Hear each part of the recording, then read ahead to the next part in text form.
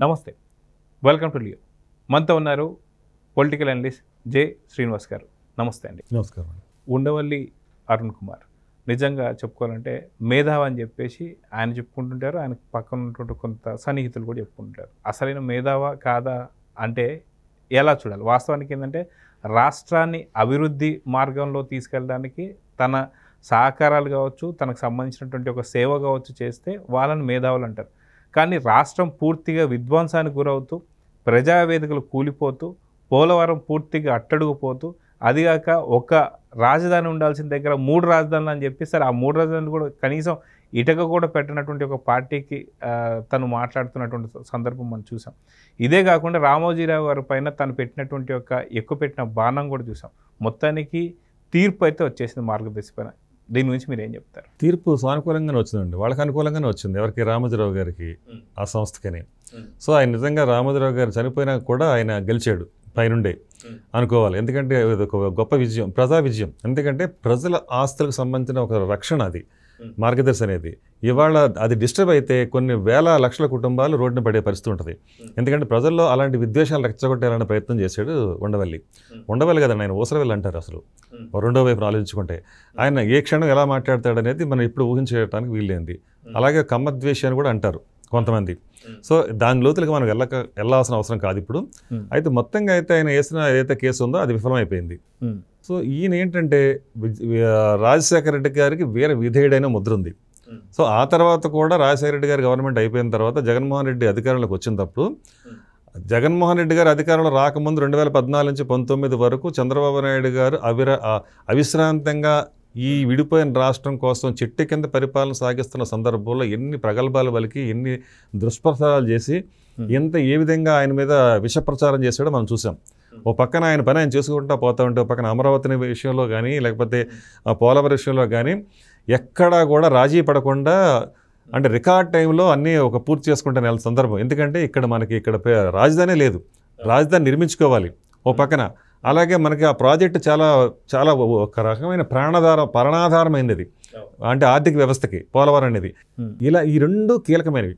ఈ రెండు చేసుకుంటానే ఓ పక్కన సంక్షేమ పథకాలు అమలు చేసుకుంటా, అసలు ఈ తాడు బంగారం లేని రాష్ట్రాన్ని విడిపోయిన తర్వాత, అంటే పసికోన లాంటి రాష్ట్రాన్ని అలా చక్కదిద్దుకుంటూ వస్తున్న క్రమంలో ఈయన ఏం చేశాడండి, ఒక చిన్న బాటిల్ పట్టుకొచ్చి టేబుల్ మీద పెట్టి, ఇది క్వార్టర్ బాటిల్, ఇది 10 రూపాయలు అవుద్ది, దీని ఖర్చు అంతా, దీన్ని డిస్ట్రిబ్యూట్ చేసి ఎంత అవుద్ది, ఆ తర్వాత ఇది ఇంతకు అమ్ముకుంటున్నారని చెప్పేసి ఆ రోజునే ఒక 50 రూపాయల బాటిల్ గురించి ఎంత యాగీ చేశాడండి ఈయన.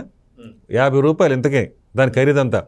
ఆ తర్వాత 200కి 150 రూపాయలకి అమ్మాడు జగన్మోహన్ రెడ్డి వచ్చి విషాన్ని, విషతుల్యమైన సారాయిని.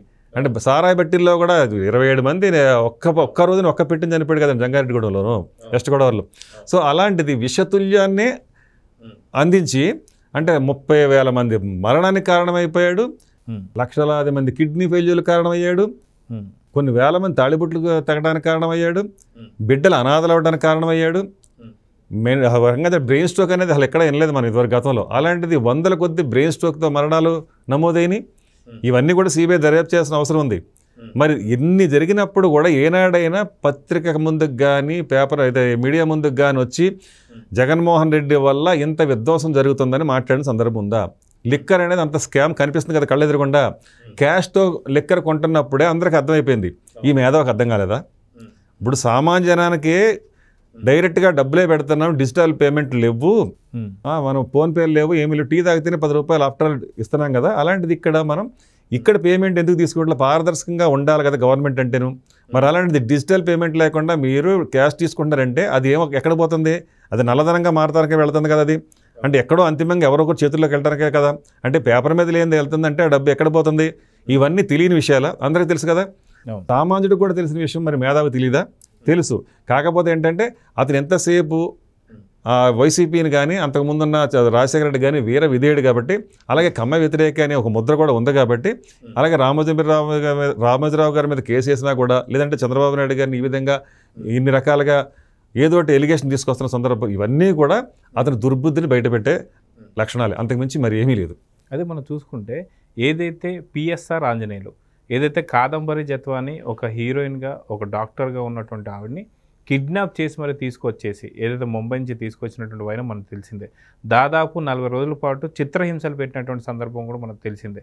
ఇలాంటి సందర్భంలో పిఎస్ఆర్ ఆంజనేయులు గారికి ములాఖత్ అంటే అరెస్ట్ అయిన కొద్ది రోజులకే ఆయన వెళ్ళి ములాఖత్ ఇచ్చి రావడాన్ని నిజంగా ఎలా అంటే ఒక మేధావి అలా ఇవ్వచ్చా? నిజంగా కొంతమంది ఏపీ ప్రజలు అడుగుతున్నారు, నిజంగా కాదంబరి జత్వానికి ఏదైతే జరిగిందో అది ఉండవల్లి కూతురికి కూడా అలానే జరిగితే నిజంగా పరామర్శించేవాడా అని చెప్పి మీరేమంటారు? ఖచ్చితంగానండి. ఎందుకంటే అక్కడ మళ్ళీ కుల ప్రస్తావన తెస్తానని అనుకోవటం కాదు, అక్కడ కూడా ఆయన స్వకులస్తుడు, ఆ విధంగా కూడా వెళ్ళి కలిసాడు అనేది ఒక మాట. రెండోది ఏంటంటే అక్కడికి వెళ్ళి ఏదో అక్కడ జగన్మోహన్ రెడ్డి గారికి ఈ పిఎస్ఆర్ ఆంజనేయ గారి మధ్యన ఒక మధ్యవర్తిగా కూడా వెళ్ళాడు అనుకుంటారు కొంతమంది. ఎందుకంటే కొన్ని విషయాలు వాళ్ళకి మధ్య జరిగినాయి కాబట్టి ఆ సమాచారం అట్టించి ఇటు అటు చేరవేయడానికి ఆ ములాఖత్ను ఉపయోగించుకున్నాడు అని కూడా అంటారు. సో ఏదేమైనా కూడా అక్కడ ఎందుకు ఉపయోగించుకున్నాడో అనుకునేది పక్కన పెడితే అలాంటి ఒక రకమైన నేరస్తుడిని అసలు మొత్తంగానే నేరస్తులే వీళ్ళు కలుస్తున్నారు అనుకోండి. ములాఖత్తులు అంటే ఇప్పుడు జగన్మోహన్ రెడ్డి గారు వెళ్ళి కలిసే ములాఖత్తులు అని అవే. ఇవాళ ప్రసన్న కుమార్ రెడ్డి గారు మహిళల పట్ల అంత దారుణమైన పదజాలను వాడి ఆ వ్యక్తిగత దూషణకి వెళ్ళి క్యారెక్టర్ అసాసినేషన్ చేసి వ్యక్తిత్వ హననం చేసిన అలాంటి వ్యక్తి దగ్గరికి వెళ్ళి కలిసి వచ్చాడు. కాకాని గోవర్ధన్ రెడ్డి మైనింగ్ మాఫియాలో కోట్లు కొట్టేసి దోచేసిన వ్యక్తి దగ్గరికి వెళ్ళి పలకరించి వచ్చాడు. అలాగే బెట్టింగ్ యాప్లో ఏదో బెట్టింగ్లో డబ్బులు పోగొట్టుకుని ఆత్మహత్య చేసుకుంటే అక్కడికి వెళ్ళి విగ్రహావిష్కరణ, అది కూడా స్వతంత్రత. ఏమంటే ఒక మాట, బాబాయ్ చనిపోయి 5 ఏళ్ళు పైన అయింది వివేకానంద రెడ్డి గారు, ఆయనకు ఒక విగ్రహం పెట్టి ఆయన ఆవిష్కరించిన సందర్భం ఎక్కడ చూసామండి మనం? మరి ఎక్కడో బెట్టింగ్లో పోయినాడు దగ్గరికి పోయేసి అక్కడ విగ్రహావిష్కరణకి వెళ్ళాడు. సో మరి జగన్మోహన్ రెడ్డి నైజం ఏంటి అర్థమవుతుంది కదా మనకి. అలాంటి వ్యక్తి తరపున ఉండి ఇలాంటి వ్యక్తులు ప్రోత్సహించడం అంటే ఏంటంటే నేరాన్ని ఇంకా ప్రేరేపితం చేయటమే కదా, ఆ నేరమయ ప్రపంచాన్ని మరింత పదింతలు చేయడానికి కదా. పిఎస్ఆర్ ఆంజనేయులు ఎవరైతే ఉన్నారో ఆయన తేటతలం అయిపోయింది కదా. ఇవాళ అతను ఎంత వేధించాడు, అనైతికంగా ఆవిడని ఎక్కడో ఉన్న ఆవిడని తీసుకొచ్చి ఇక్కడ ఎంత నిర్బంధించాడు, కనీసం శానిటరీ ప్యాడ్స్ కూడా ఆవిడకి ఇవ్వకుండా అది అంతకంటే అకృత్యం ఉంటుందండి. అంత దారుణంగా ఆవిడని మానసికంగా శారీరకంగా వేధించి స్వయంగా తనే వేధించాడనే అభియోగాలు ఎదుర్కొంటున్న వ్యక్తి, సెక్సువల్ హెరాస్మెంట్ చేశాడని కూడా అభియోగాలు ఉన్న ఈ వ్యక్తి చాలామంది మీద, అలాగే ఫోన్లు కూడా చేశాడు అంటున్నారు ఇతను ఒక ఆవిడకి. సో ఇలాంటి అనైతికమైన చర్యలకు పాల్పడ్డ ఈ వ్యక్తిని వెళ్ళి జైల్లో కలిశాడంటే ములాఖత్ పేరు మీద ఇంతకంటే ఉండవల్లి అసలు స్వరూపం ఏంటో ప్రజలు తెలియాల్సిన అవసరం ఇంకేముందండి ఇంతకంటే తేటతెల్లమవుతుంటే. కాబట్టి ఇతను లోపల ఇన్నర్గా ఉండవల్లి ఎలాంటోడు అంటే ఒక ఊసరవల్లి లాంటివాడా అని చెప్పడానికి ఇదే ఒక ఎగ్జాంపుల్. సో చూద్దామండి, ఖచ్చితంగా ఏదైతే రామోజీరావు గారు మీరు అన్నట్టుగా చనిపోయి కూడా గెలిచారని చెప్పేసి అయితే అనుకోవాలి. వాస్తవానికి ఉండవల్లి గారు అలుపెరిగిన పోరాటం చేసినా ఎక్కడ కూడా ఫలితం అయితే దక్కలేదు. ప్రజలు ఎవరైతే ఉన్నారో న్యాయం గెలిచిందని అయితే అనుకుంటున్నారు. సో చూద్దాం జరగబోతుంది. నమస్తే, నమస్కారం. Please subscribe to Leo news for more videos.